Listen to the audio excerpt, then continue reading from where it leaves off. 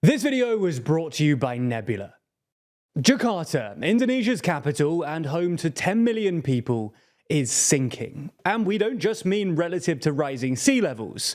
The ground that Jakarta sits on is literally dropping, and at a fast rate.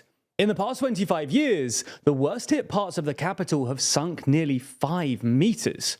Around 40% of Jakarta lies below sea level, and some areas are currently sinking at a rate of up to 30 centimeters per year. In the face of this and other challenges, Indonesia's government has decided to build a brand new capital city from scratch, more than 1,200 kilometers away in the forested hills of Borneo. So in this video, we'll explain the logic behind this move, the vision and plan for the new capital, and why it's proving controversial.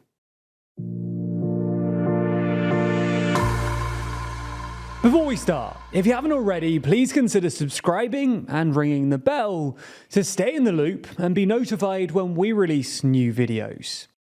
Firstly then, why is Jakarta sinking?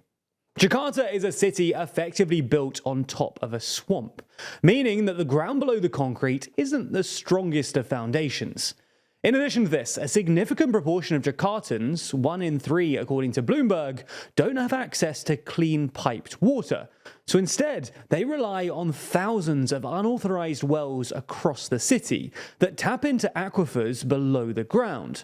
As these aquifers are depleted, and the rainwater that usually replenishes them struggles to find a way through the concrete, the ground is weakened and the city sinks. And the lower the city gets, the more threatened it is by climate change, with rising sea levels and increasingly severe weather events. On top of the sinking threat, Jakarta, with its 10 million strong population, also struggles with heavy congestion and pollution, on its worst days being ranked among the most air-polluted cities globally. With this in mind, Indonesian President Joko Widodo, a former governor of Jakarta, who's better known as Jokowi, announced in 2019 that Indonesia would build a brand new capital city more than 1,200 kilometers away in the lush hills of East Kalimantan, on the island of Borneo.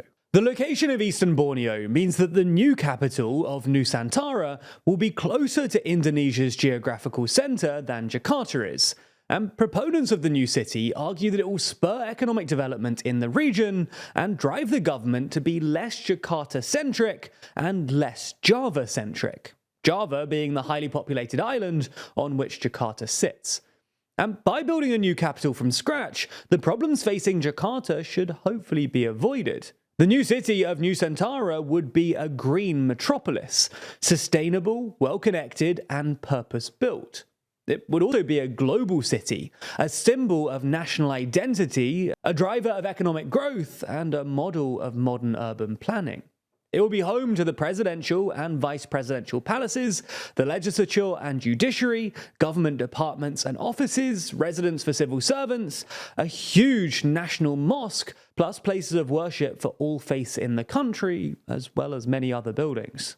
Now, these plans do sound great, and the artist's impressions look utopian, but it's evidently a massive project, and one with a pretty tight timeline. The goal is to inaugurate Nusantara as the new capital by August 17, 2024, coinciding with Indonesia's Independence Day. Now, obviously the government isn't planning on building the entire new city by then, but it's hoping to have completed Phase 1, which includes the presidential palace, a number of ministries, and basic infrastructure for the city's initial residents. If all goes to plan then, thousands of civil servants, military and police personnel, construction workers, and families will begin moving to Nusantara by the end of 2024. For President Jokowi, the tight timeline for Phase 1 is important, as he wants to inaugurate the new capital before he leaves office in October of this year. However, with less than 8 months to go until August 17th, much of the initial core of the city is still a building site, leading to many questions as to whether it will be completed on time. As for the rest of the city, development will continue in phases over the coming decades, with a view for full completion by the centenary of Indonesian independence in 2045, by which the government hopes Nusantara will be home to some 1.9 million people. At this point, we should explain, and you probably already guessed this, that the new capital project is controversial for a few reasons, including political, financial, and environmental ones. Now, political opponents said that the legislation on the new capital was rushed through Parliament in 2022, without time for proper oversight. The project has also run into financial difficulties, though. In order to prevent the project from becoming too big a burden on the state, the government said that the state would only cover 20% of the more than $30 billion estimated cost, leaving the rest of the funding to public-private partnerships and investments. Now, the government is offering a raft of tax incentives and has brought in some domestic investment. But towards the end of last year, they admitted that despite hundreds of letters of intent, no real foreign investment has yet materialized. Another major criticism is how the new capital project might not achieve what it's meant to in relation to Jakarta. The fact is that Jakarta itself isn't moving. It will continue to grow and be a major city of 10 or so million people, and will continue to be Indonesia's financial and business center. So moving political power out of Jakarta won't necessarily ease Jakarta's congestion, pollution, or sinking problems. In fact, it risks that politicians will simply no longer feel any obligation to deal with them.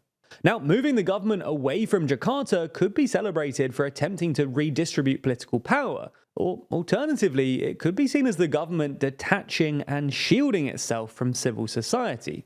As Koyu points out in Time magazine, Jakarta has long been a stage for some of the most important moments in Indonesian politics, including the student-led protests that contributed to the fall of the authoritarian President Suharto in 1998, Islamist anti-blasphemy protests in 2016, and the anti-omnibus law protests in 2020. There are also concerns about the potentially undemocratic nature of Nusantara itself.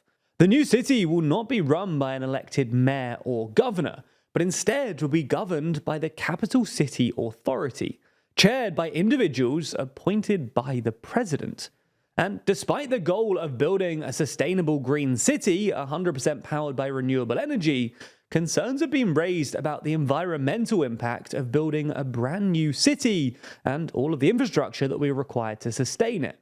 Alongside these environmental concerns are the warnings that the construction of Nusantara will lead to the displacement of the area's indigenous communities like the Balik people.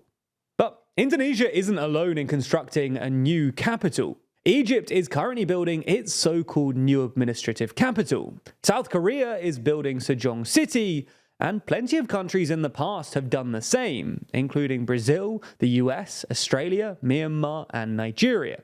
For President Jokowi, though, who will leave office later this year, Nusantara, whether a success or failure, will be his legacy.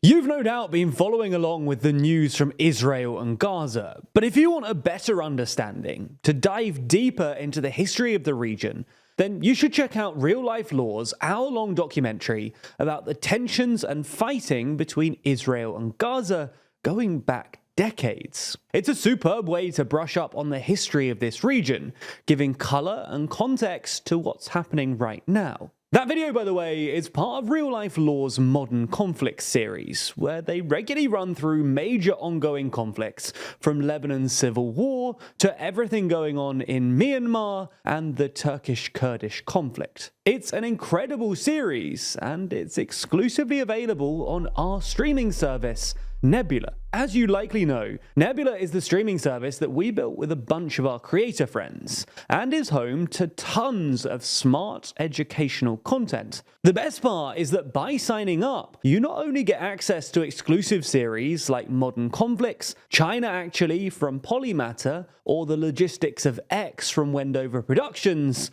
it also directly supports TLDR. That's because you signing up contributes to the budgets of these big documentaries and helps us to grow and expand our ambitions. So if you want to sign up, use the link below, because that not only supports us directly, but it also gets you a Nebula annual plan for 40% off. That's less than £2 a month, which is an incredibly good price for an independent streaming service, which not only supports creators, but also provides you with tons of ad-free exclusive content. Anyway, thanks for your support and for backing Nebula.